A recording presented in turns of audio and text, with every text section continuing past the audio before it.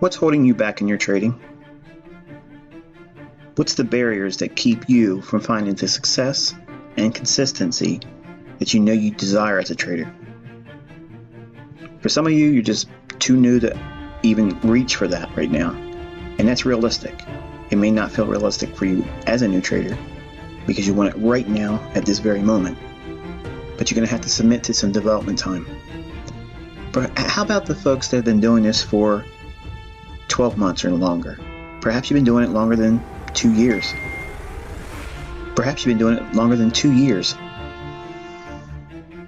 Heck, some of you probably have been doing it over 5, maybe even 10 years, and they've never found consistency or profitability. But you simply won't let it go, will you? You ever consider what those problematic things are that provide barriers to your development?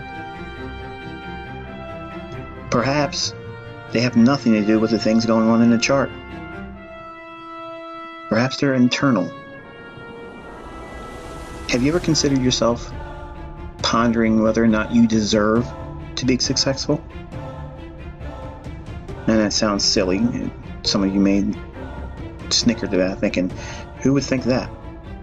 I'm not submitting the idea that you are willingly and knowingly doing these things, but consider for a moment, perhaps you have such a deep-rooted event or a lack of just mental health.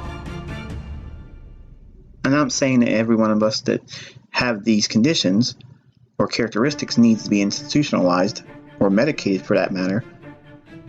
But perhaps maybe you lost a parent. Maybe you lost a spouse or a child. And that deep-rooted grief is gnawing at you internally. And perhaps that's been a barrier for you.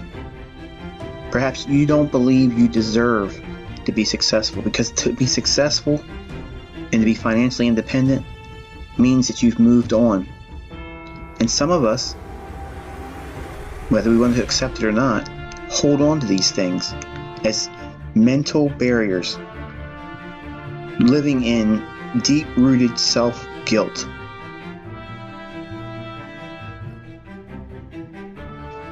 Have you ever considered the possibility that the lack that you have in understanding the marketplace in a consistent capacity really has nothing to do with the trading?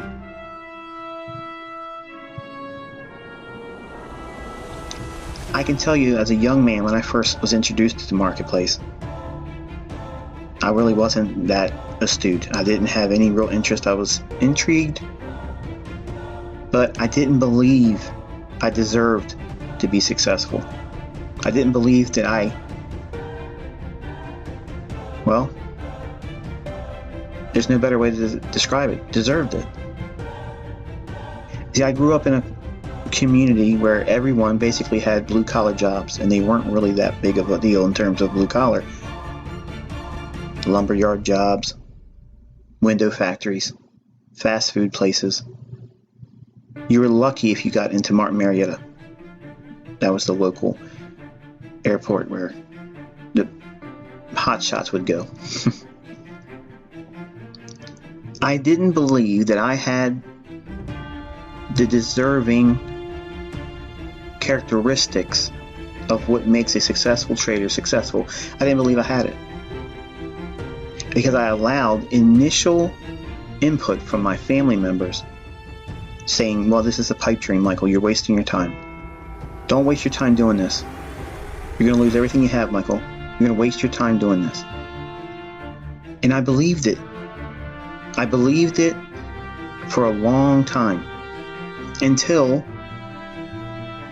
I found more information about trading, and then I had a taste of what it was like to have success. Because some of you all know that my first trade was in an orange juice option, and I lost half of what I put up for the premium in one day. But I still couldn't let go of the willingness to see, could it happen for me? I had a lottery mentality. Not that I deserved it internally. I didn't see it like that. I looked at it as, it's the lottery, and I might get lucky. And as it were, I did get lucky. Even during the initial 3 to 4 months of success I was having, albeit by luck, I was making money consistently. But I was too afraid to say anything to anyone because I would jinx it. Because internally, what I was hearing was the playback of every one of my family members and friends when I first talked to them about how I was going to start trading commodities. Still to this day, I can still remember hearing the voice in my head. My uncle was dating a woman, and she just was a very cynical person. Nothing good came out of her mouth, nothing positive. He said, "Oh, well, you'll be working the rest of your life just like the rest of us." And I looked at her and I was like, you know what? What if she's right? What if she's right and I have to do this the rest of my life? I didn't want to. And I didn't want to accept that as my future. But because I heard it not only from her, but my other family members, that it was something that just doesn't happen for people like me. It sat with me. It gnawed at me. And I wouldn't let it go. And I wouldn't accept the pleasure of being profitable and successful. And it caused me to almost have a split personality. I became something I wasn't originally.